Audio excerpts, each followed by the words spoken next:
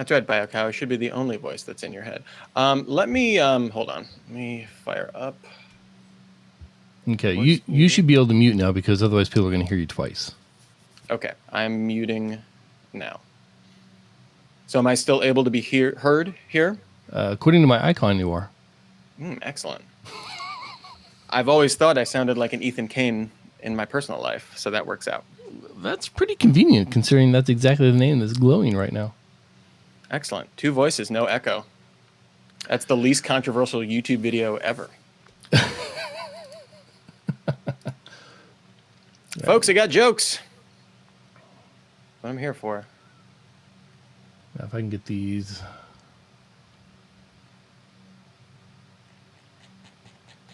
It's the simplest things that this whole week has just been. Like, how has your week been work-wise? Because my week has been crazy. Work-wise, it's been, I don't know, these holiday weeks, again, doing like freelance stuff is always very odd because like you still have stuff to get done that needs to get done on a certain day. So like I worked half a day on the 4th, not that I'm like complaining, it was fine. Mm-hmm. But like just, it happened to be a day that like there were fireworks at night and I ate more like poorly than I usually do. So that was about my 4th. Let's see here. And I'll, I have my boss is a jerk. Really? So yeah, he's a pretty big. I've met your boss before, Keith, haven't I? Yeah, he's an asshole. Family show, Keith. Family show. Oh, sorry. Now, Keith, for full disclosure, you are your own boss, correct? I am my own boss. You are the titular CTO advisor. Yep. Although, that'll do it. Rumor has it Melissa's actually my boss, which is probably closer to the truth. But you won't tell yourself that that's the case, right? Yes, that is. And the voice you're hearing, ladies and gentlemen, of audio fame is the one, the only Keith Townsend. He's the CTO advisor, as alluded to. He does all sorts of CTO advising in various mediums. Isn't that correct, Keith? Yeah, all over the place. I went on a whole service management rant earlier on Twitter. It was pretty hot. I'm not gonna lie. I saw some serious ServiceNow predictions. It was intense. Yep.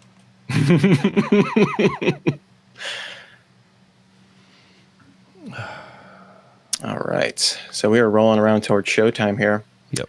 It's Friday. But a minute and a half left. Energy feels like it. It feels like Friday energy, doesn't it? There is as many little niggling problems we've been having today between, well, basically me. There is a lot of energy, a lot of positive energy today, which is good because I'm flying to DC tonight. So. The District of Columbia. Yeah. So I just deafened my Discord. Maybe I was the one sending the feedback. No, it was definitely me. Okay. I was just Anthony was routing my audio through him, or his system audio through, and then I was streaming in separately. So probably not going to be the only person ever to be confused by Discord because I am constantly baffled by it. I get confused with Pete Townsend. This is for the Discord channel. I get confused with Pete Townsend all the time, and I didn't get that reference when I was younger because I had no clue who Pete Townsend was.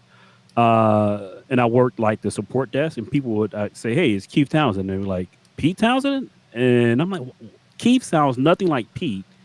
Then it turned out that I found out who he was. So the running joke is Pete's my uncle. And people get really like, really? I'm like, man, that's an interesting story. Absolutely. Well, Townsend's such a rare name that I can see why people would think that. We got like 5 seconds, right, Anthony, before we start? Okay. Then I will read the line 3, and you can cue up the music, okay? Sure. Yeah, that sounds good. Does that work? Are we ready to rock and roll? Yes. Okay.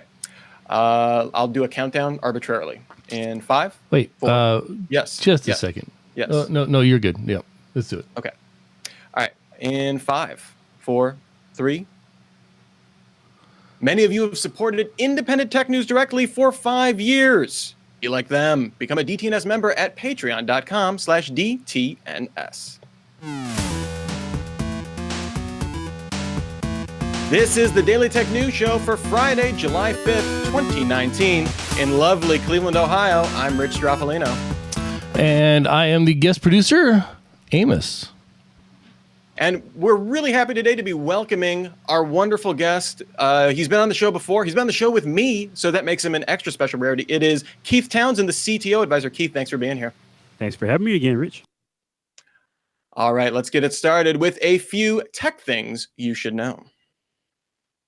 Alphabet subsidiary Waymo received a 3-year permit from the California Public Utilities Commission to participate in the state's autonomous vehicle passenger service pilot program, catchy name. As part of the program, Waymo may not charge passenger for rides, and a human safety driver is required. Waymo is now the 4th company to join the pilot programming, joining Zoox, AutoX Technologies, and Pony AI. So Waymo, kind of the most popular name, the name that would get the most recognition, I guess, from the general public there. Waymo initially plans to provide rides to employees and guests within a limited service area in the South Bay, but a spokesperson said that over time, this may expand to more riders. Google suspended Trends Alert notifications in New Zealand after it published the name of a murder suspect in violation of a court order. There's a suppression order there for those types of things in the media. The incident occurred in December 2018, so it's been a little while now. And when the name was sent, it was in the subject line of an email to anyone that had subscribed to the What's Trending in New Zealand alerts. So kind of shocking there for a country with not a ton of violent crime. Microsoft's SwiftKey keyboard is rolling out a new feature called Puppets, which uses artificial intelligence, buzzword bingo there, to replicate facial movements in a 3D animated character. If that sounds familiar, it's because you've seen Apple's Animoji.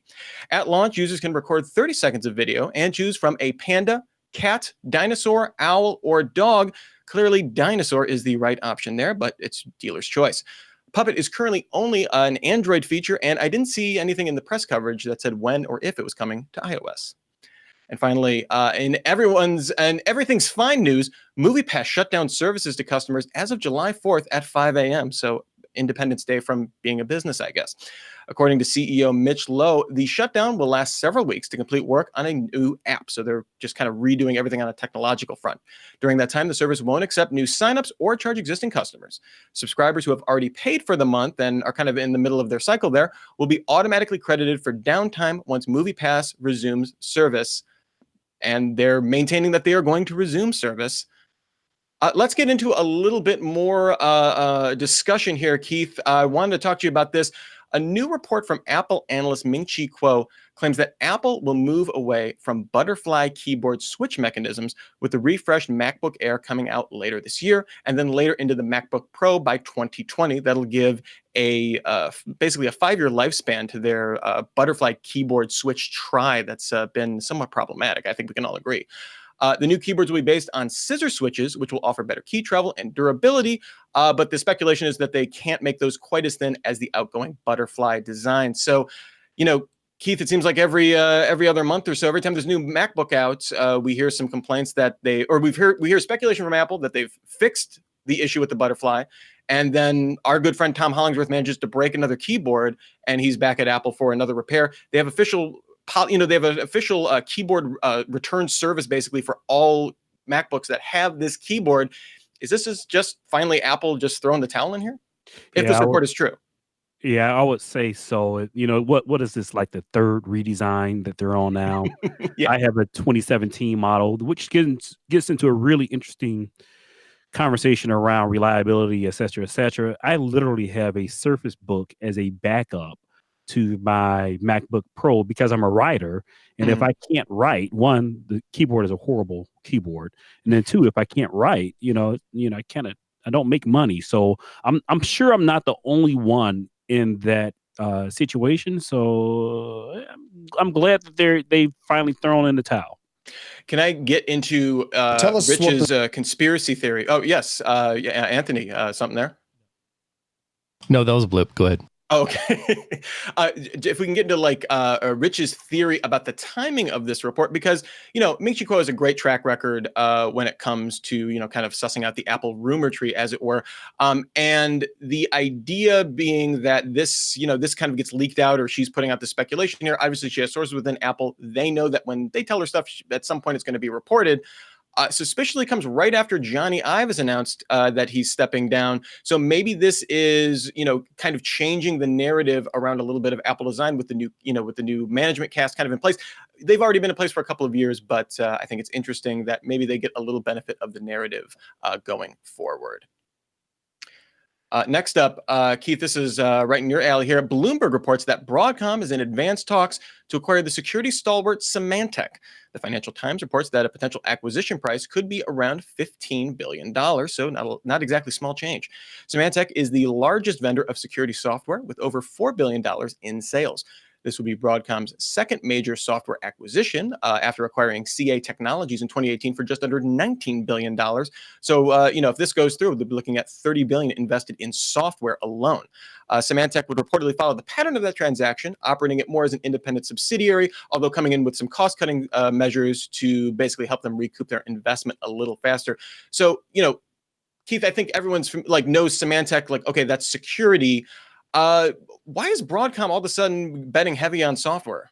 Yeah, I think this is obvious. They're playing a game of Monopoly. I'm waiting for them to literally buy a railroad now. The acquisitions from kind of a synergies perspective, other than obviously back office HR, really don't make any sense. The Symantec, CA actually have competing products. We don't have to get into that level of detail. Mhm. But this is they're buying cash rich or cash positive companies for something bigger. I don't know if they're going to take another play at another chip manufacturer as the part of their core business, or if they're just getting big to stave off being acquired themselves. But this is obviously just a financial play than it is one of synergies or technology strengths. Yeah, and it's interesting to note that a couple of years ago, Intel tried to play like this when they acquired McAfee. Now, their plan wasn't to operate it as a subsidiary. They wanted to integrate it on a silicon level. That basically flopped. They spun it out since then and kind of took a bath on that. But I also think it's interesting in the light that we're seeing the chip market kind of consolidate over the last couple of years, and maybe all of the uncertainty around Huawei in that situation is causing them to want to have some other cash flow that's not dependent on silicon either. Yep, and then you have Qualcomm. So there you go. Yeah, exactly. Well, yeah, and let's see if they try and buy each other again. Next up, I saw this all over the place. Sony announced the WF-1000XM3 noise-canceling wireless earbuds. It's another catchy name. The buds use 4 microphones for active noise cancellation, with each bud connecting to the source audio over Bluetooth 5, rather than having one bud connect and then relay it to the other earbud, which can kind of be unreliable.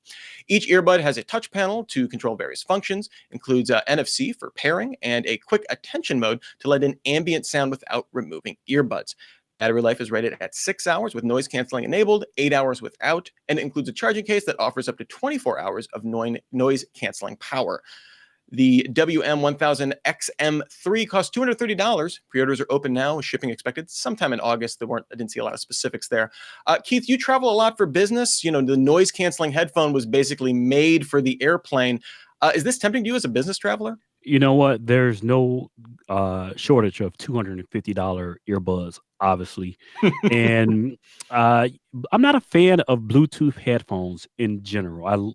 I'll use them to run in, but I love wired headphones. I do have a pair of Bose, the older earbuds. Plus, on top of this, these earbud only designs just don't stay in my ear. I run. Mm-hmm. And I would like to run in a pair of $230 headphones if I buy them. So no, they're not tempting me at all. I'll just continue with my $200 Bose wired headphones that don't run out that I can still use even if the battery runs out. I've seen these kind of positioned as AirPod competitors. AirPods with the charging case are $199, so pretty price competitive if you factor in the noise canceling. What's interesting here, though, is Keith, to your kind of use case that you were pointing out, these aren't any kind of water or sweat resistant or anything like that. So they're really not designed for that kind of the kind of active lifestyle. I guess the Power Beats. This isn't really Sony trying to compete in that market, but I still think it's interesting that it's getting a lot of press. I think Sony deserve it or not, still gets a little bit of a benefit of the doubt especially when it comes to audio. We'll see if the proof with these Bluetooth earbuds is always in the connection, right? If it can have that reliable connection, if it's not dropping out, and supposedly with Bluetooth 5, streaming to both ears is supposed to be a lot more reliable. I think that's going to really be the key to see if this is successful, because if you look at the reviews of any of these other headphones, it's usually, connection was a nightmare, buy AirPods because those work. All right, next up, the European Union voted against a European Commission proposal to establish a Wi-Fi based standard for connected cars. The Wi-Fi standard was backed by Volkswagen, Renault, Toyota, and NXP Semiconductor, and voted on by the European Commission back in April.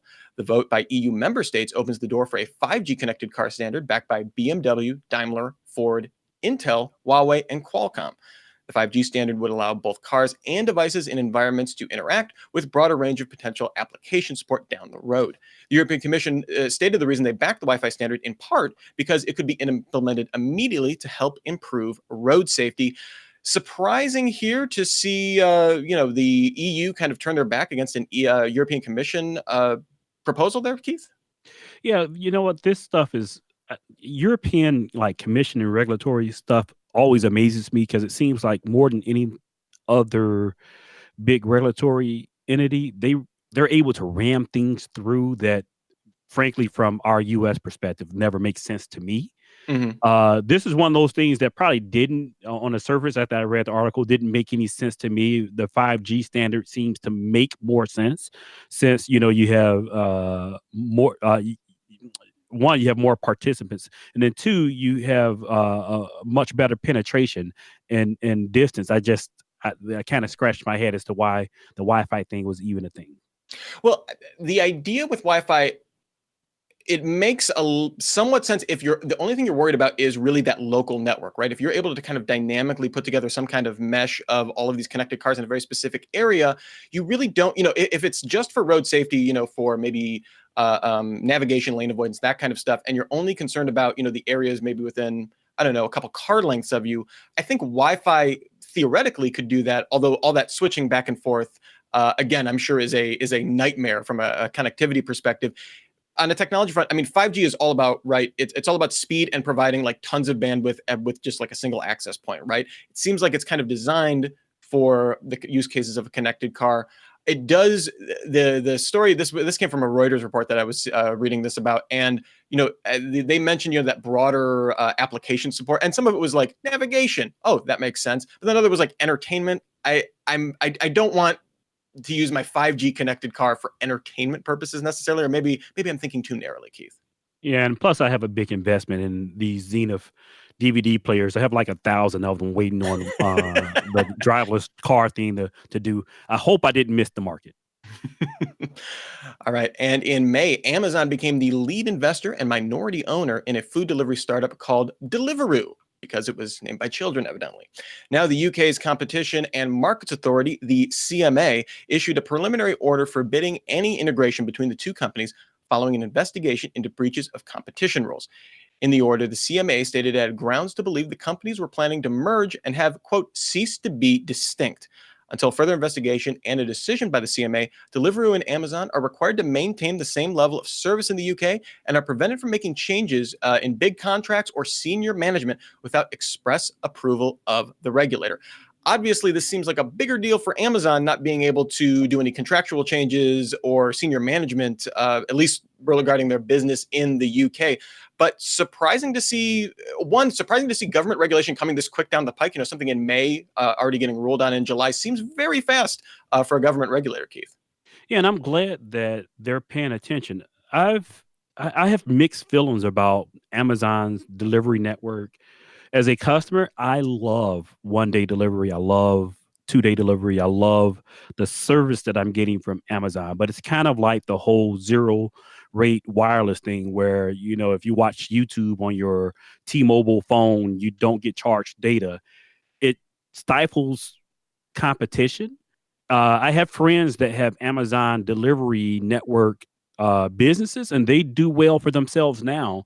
But I really worry about the future of where Amazon is going with that. There's something about Amazon. I just don't trust the company.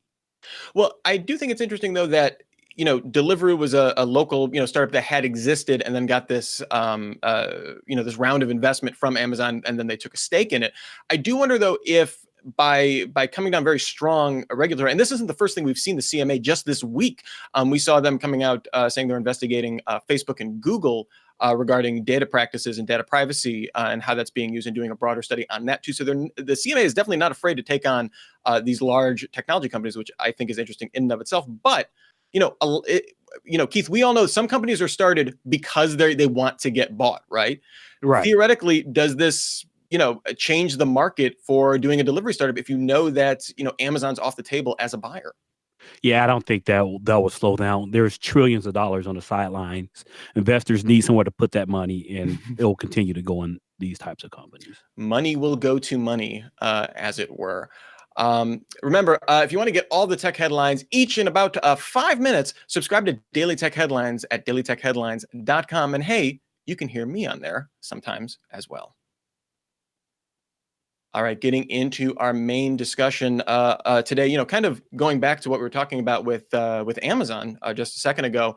There was an interesting report by Recode looking at the efforts that Walmart's doing to get into really expand their e-commerce operations and some of the struggles that they're having. Since buying Jet.com in 2016, I think the narrative around Walmart's e-commerce efforts have been, I'd say, overall pretty positive. I think that was seen as a particularly forward-facing step, bringing in not only a technology platform, but also, the people that kind of understand e-commerce with it as well. The company recently started offering one-day shipping with orders over $35, I believe it is, in the U.S., and has made major brand acquisitions to kind of expand beyond the traditional Walmart customer base as well. Walmart's e-commerce market share increased 80% in the last 3 years, and online sales were up 40% year over year this last quarter. With all that said, though, sources are telling Recode that Walmart's e-commerce division projects a $1 billion loss for 2019 on revenue between $21 and $22 billion. So it's generating a lot of revenue. It's just not profitable. It's really operating like a startup at this point. The division, led by Jet.com founder and CEO Mark Lohr, is reportedly under pressure to cut losses, with plans to sell the online clothing labels ModCloth, which was acquired for $50 million in 2017. Walmart's e-commerce market share has increased to 4.7% this year, and it makes up 5% of Walmart's overall U.S. business. But, of course, the gorilla in the room here, Keith, as you alluded to just a moment ago, is Amazon. They're the obvious threat here. And the same Recode piece pointed out, they have a 38% market share. And in that same period where, Walmart increased by 80% to almost 5% of all e-commerce, they increased from 32 to 38%. So certainly not growing percentage-wise as fast, but just a huge, the obvious dominant e-commerce player there. The other, kind of points here that the article made that I thought were really interesting was that if you're looking at fulfillment centers, Amazon has about 110 fulfillment centers in the U.S., and Walmart is estimated to have around 20. They also use their existing retail locations as points of presence.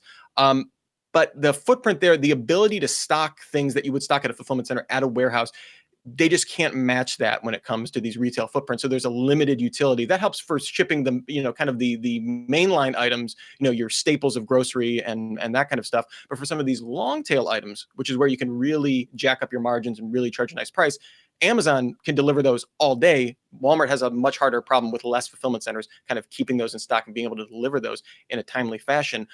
So Keith, I know you had a chance to look at the piece. Doesn't paint the best picture for Walmart. Where do they go going forward if they want to stay competitive with Amazon without being locked into years and years of losing money? Yeah, you know what? This is one of those things that I'm scratching my head with Amazon. With Walmart. Walmart's revenue, you mentioned that this is making up 5% of their U.S. business. Their overall revenue is $500 billion, over $500 billion. So a $1 billion loss, if you look at it from like the Jeff Bezos philosophy of pouring money into, pouring all profit back into the business and expanding the business, you wonder why Walmart just doesn't follow this roadmap that obviously worked. Walmart has advantages that Amazon doesn't. Obviously, the store footprint, while Walmart doesn't have the fulfillment centers, Amazon envies the store footprint. That's why they bought Whole Foods, and you now have some Amazon Fresh stores that you can go in and buy goods from. So there's obviously some synergies that Walmart can gain, but from a investment perspective, they don't look like they want to sacrifice some of those profits. $1 billion in loss is kind of nothing for Amazon. I Yeah, mean, sorry, for Amazon or for Walmart. well, and that's what Mark Lohr is kind of the piece at least made it sound like he's been arguing with management is that, we do have to run this as a startup. In fact, I was doing a little research, just kind of doing some homework to see, what his history with the company is. And literally the first YouTube video, if you search for, Mark Lohr Walmart, is we need to run this as a startup. And Amazon for years was, a lot of these startups, when you're building this kind of infrastructure, again, you just have to pour that money in. He's argued that they need more distribution centers. Again, those do cost, billions of dollars. Theoretically, Walmart can afford it. But if you look at how they got to be so successful, I think if you take the other side of the argument, the reason Walmart has been successful is because they do things that make money, not necessarily things, those kind of long-term investments. And going back, they had been making some key moves here, seemingly to want to, really embed themselves with, e-commerce. They had acquired Bonobos, ModCloth, as I said, in 2017, and another fashion startup, Eloquii, in 2018. All of those right now were remaining unprofitable. But again, especially like Bonobos, I mean, I remember they made a huge marketing blitz a couple years on a bunch of podcasts, and it's this very hip and it's not the customer base that would necessarily shop at Walmart. So the idea being they wanted to expand beyond maybe the traditional customer base there. And there was always this rumor going out there for about a year that was going out there that Walmart wanted to build their own streaming service, right? They already owned Vudu, which is kind of like a place to buy movies, but a streaming service to compete with Netflix or Amazon Prime and that kind of stuff, really to build out a suite of services that would be that could be a direct analog to what Amazon is trying to do. And there was a report earlier this year that they abandoned those efforts because guess what they didn't want to do, Keith? Invest money in original content and take a bath on that while they built up an audience and did that too. So it seems like, that this long-term, high capital and long-term losses just are against the Walmart DNA, the Walmart DNA. The one thing I would say though is looking at what some of their retail competitors are doing, they're taking a very different approach. Instead of trying to build their own version of Amazon Prime, we see partnerships with companies like Instacart. We see Target operating Shipt. They acquired Shipt, which is basically a subscription shipping service that works with a bunch of other stores besides Target. Maybe if Walmart's not willing to commit to a level of investment to be a technology platform, they partner with one of those companies down the road, and then they're still able to offer delivery, just not owning kind of the whole e-commerce stack there. Yeah, if you look at the flip side of the argument, Walmart is serving their core customer.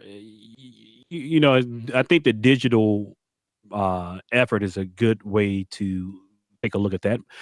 Earlier today, my wife went with my father-in-law to cancel the internet service on his Comcast bill because he's 70 something years old and he doesn't use the internet. As well as, he drops his phone doing a fishing trip, and I went to go add his phone numbers back to his phone. It was a flip phone. So, you look at a Walmart, typical Walmart and digital piece. If I wanted to go rent a movie, I or you would we'd probably look on Plex first. Then after we checked on Plex, we take a look on, one of the many rental services. If my father-in-law wanted to rent a movie, he'd drive up to Walmart and he'd go to this thing called Redbox and rent a physical disc for $2 or $3 a day, whatever the rate is. So I think Amazon has shown the way how to grab that one segment of the market, and Walmart, I think, is kind of laser focused and then in this in between state trying to figure out how they serve their market in a digital world.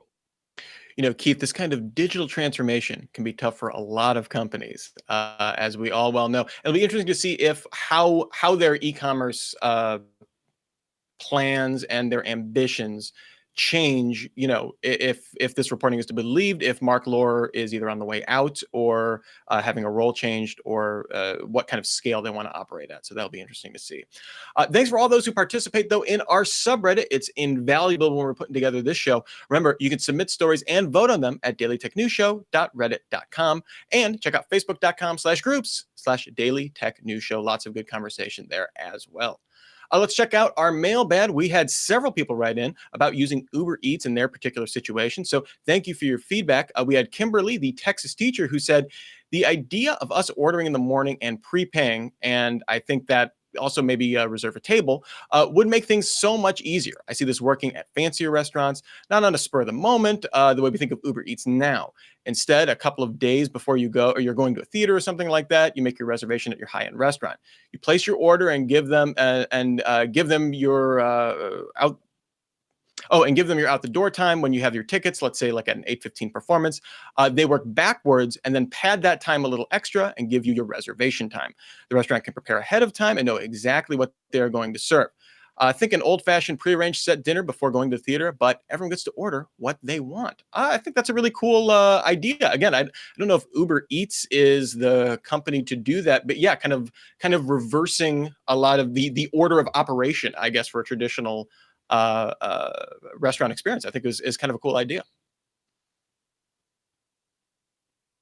All right, well, Keith, thank you so much for being on the show. If people are interested in checking out your great stuff, where can they find you?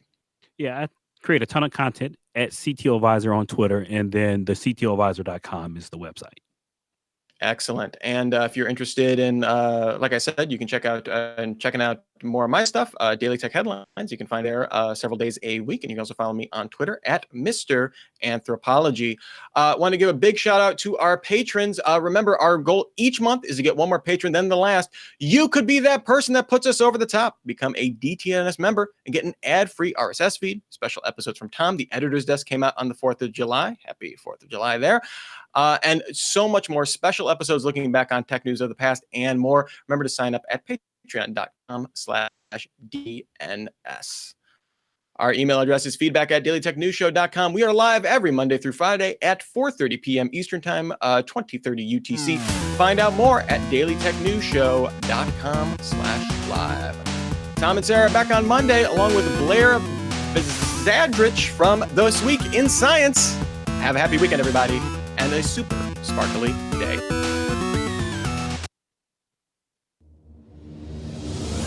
This show is part of the Frog Pants Network. Get more at frogpants.com.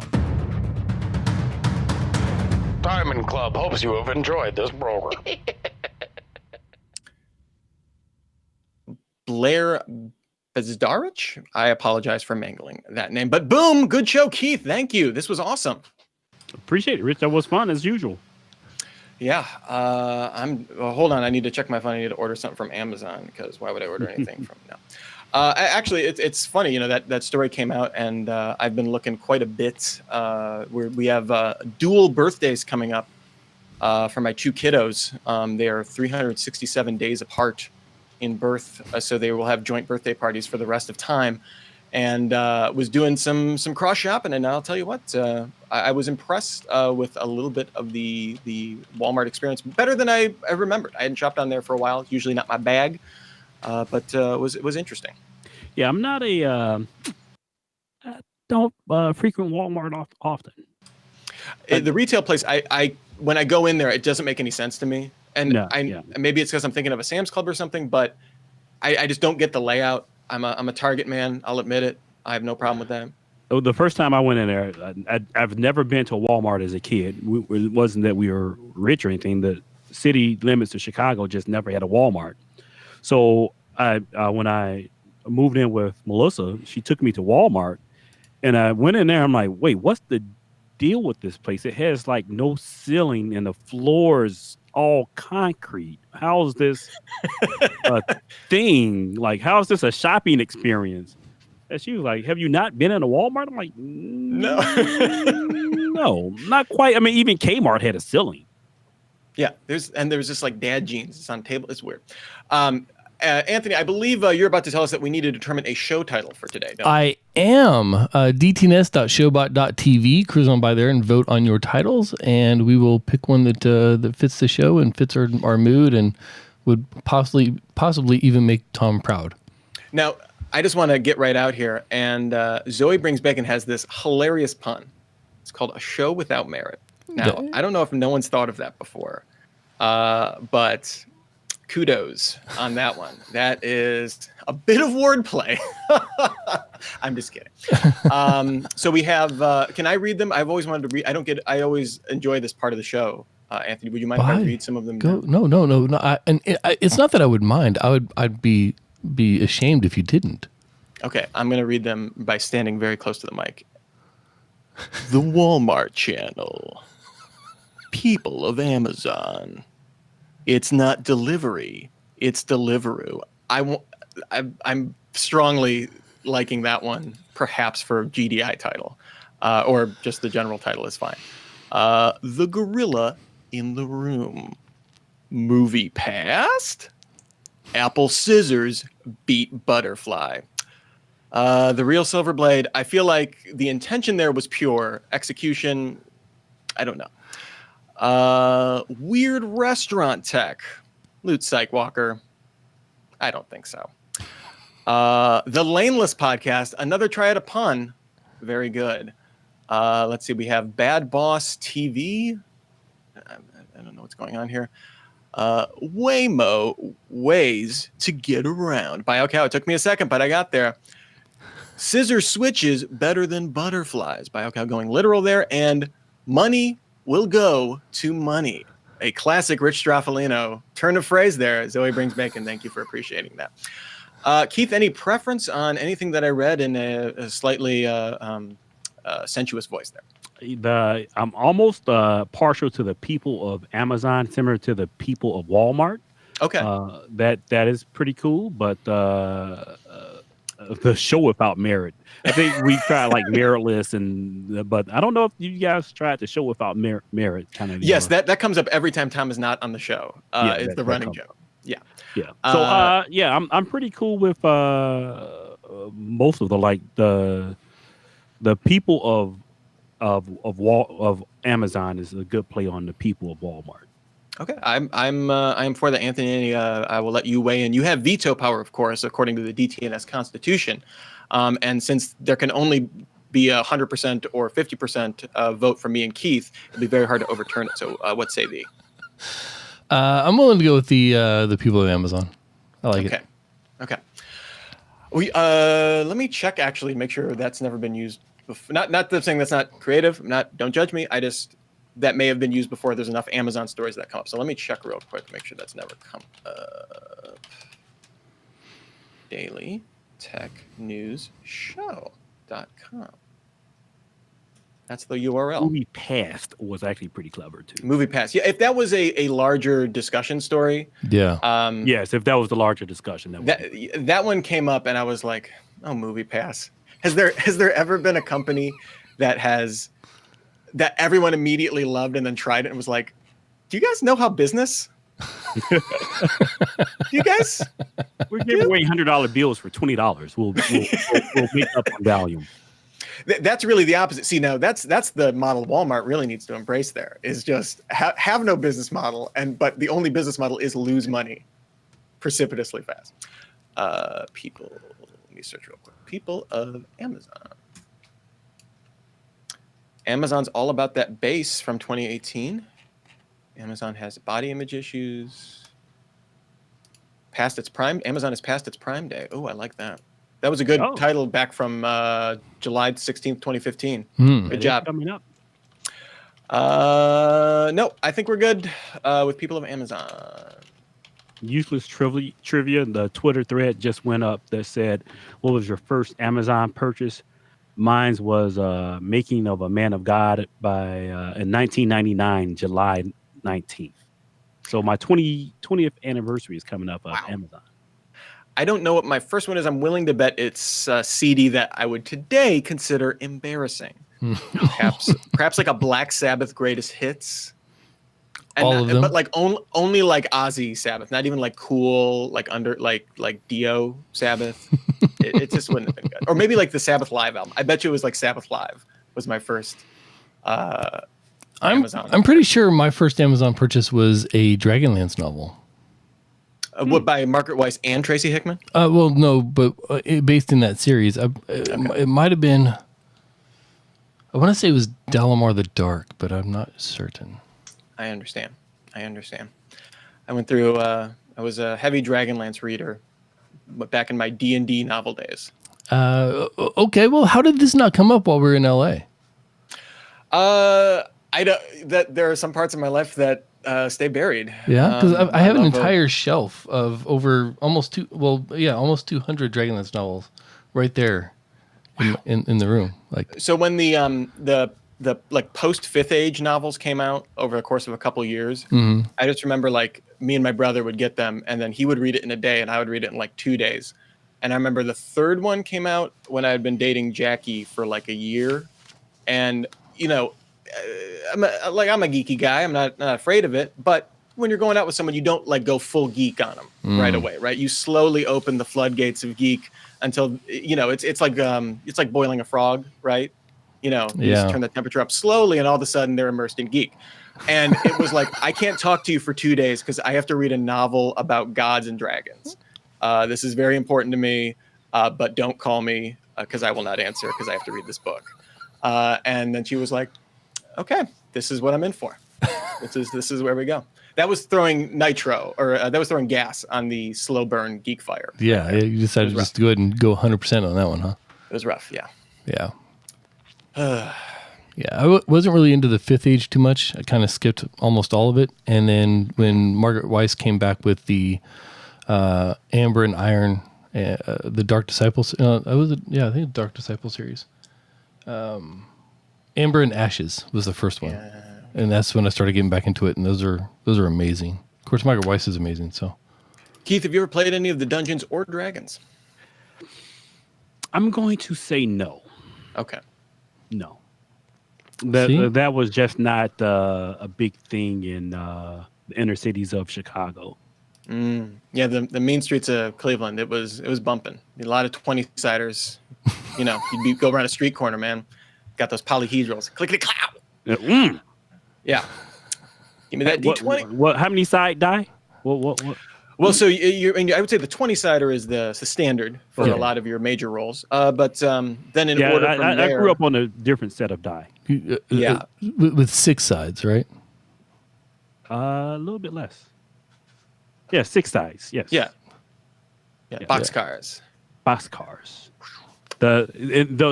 In those days, you might actually... You bet on the wrong wizard, you might just die. Oh God, this went down a very different path in my games. Usually, it was just my mom told us to get outside because we smelled like Cheetos. Oh, yeah. The D&D. The most important thing I ever learned from Dungeons and Dragons was that warm Mountain Dew is the one soda you can drink warm.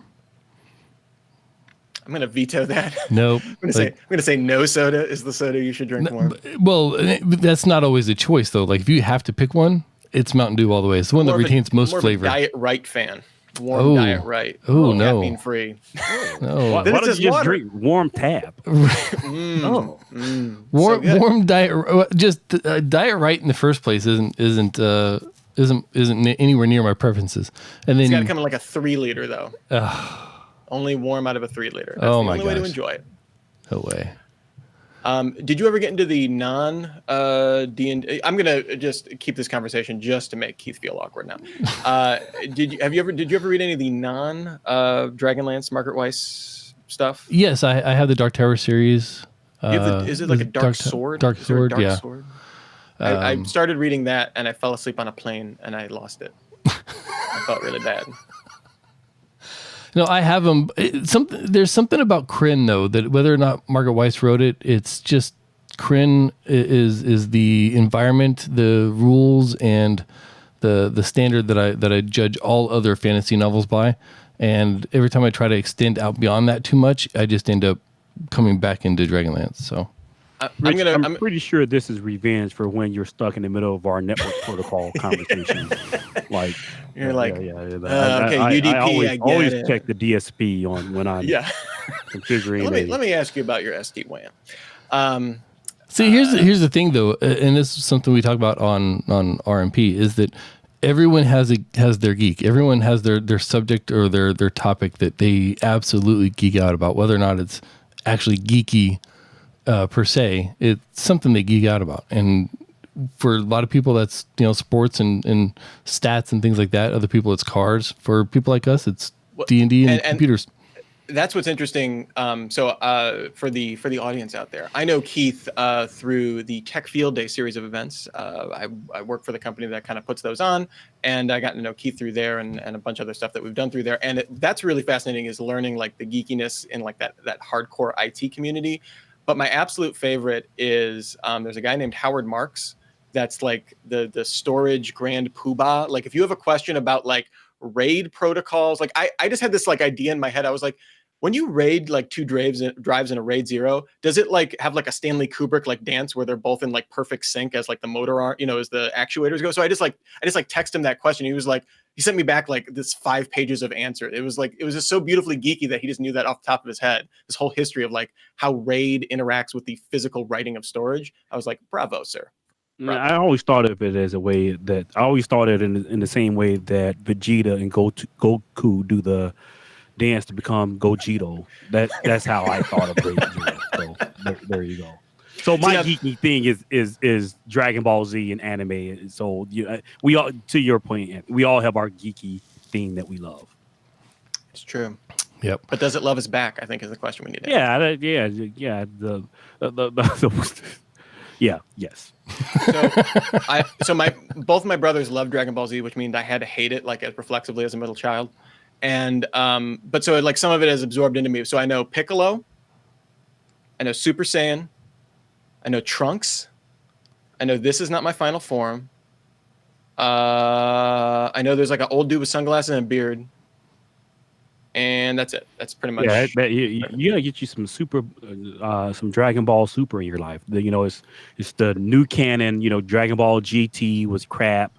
That's all you need to know. Watch it if you just want to see like just it go off the rails. And it's obviously jump the shark. But Dragon Ball Super is that's a good way to get back into Dragon Ball. What about Cowboy Bebop? Do I need to watch that? That was another thing they were super into. So my daughter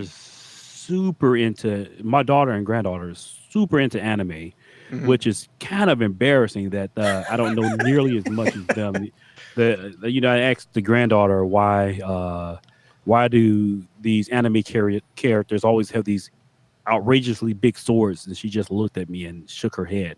She's 11-year-old, like Papa, you're lost. Papa, there's no hope for you. If that's the most intelligent question you ask me about the show, we're kind of done talking.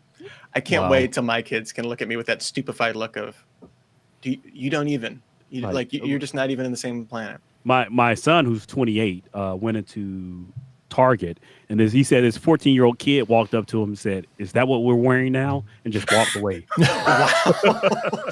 Oh my God! Wow! Said, oh God, I felt old. That's cold-blooded. Yeah, it was cold. Oh.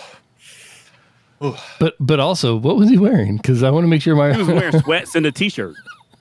Oh, I'm in trouble then. Yeah, tell me about it. Oh. I have a jean jacket in my closet, and someday I'm going to wear it again. It's going to happen someday. Oh, we have a picture. Me and my wife have a picture of us in our I've seen this picture. in jean outfits, and people come over our house and die laughing. There's going to come a time where they come over and that is so cool. You were ahead of your time. You're behind your times, then you're ahead of your times. Well, no, they're going to be like, "Whoa, you have a photo?" And it's like printed. What? Oh well, I explained a Polaroid. No, I explained film camera to the 11-year-old the other day, and she was blown away. She was like, "Wait, hold on. There's no memory card, and you can't see the picture before you can't see the picture after you take it." Like she was like, "How does any of this work? We have to go to Walgreens and get some film for one of these film cameras. Like I have to see this ancient technology you speak of." I have a 16-year-old nephew who's like getting into film editing, like his most. At some point, every 16-year-old I think wants to be a director or whatever. But trying to explain to him, not that I've ever done it, but like the idea of like film editing before, like being able to do it on a computer, and the idea of like literally like cutting and film using and splicing, like the idea of that kind of process, and the reason why there weren't a lot of filmmaking was much more exclusive at that point because you needed such specialized equipment. Crazy. There's a YouTube channel. Seeing the look in his face, being like, there's a YouTube channel called Filmmaker IQ, hosted by, I think, John Hess. And he was once a guest on Cord Killers with Tom and Brian. And he breaks down like all the old film technologies and the histories of all that stuff. And he does it it's a very entertaining way. And if you're interested in film history, go check out that YouTube series. And you will learn things that, I mean, I'm 42. I've been around since, before 1 hour photo finishing was a big thing.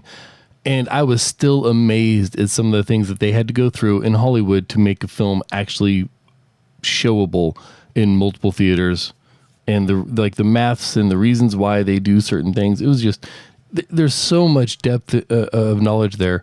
It's really amazing. And if you're into film editing at all, it's ridiculously good to watch.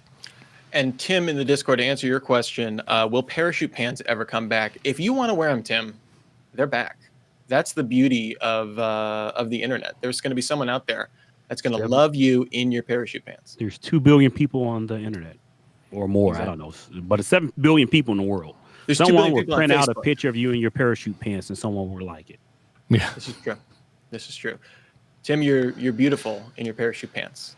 Let it out of the backpack. I don't pull that ripcord. Let the parachute fly.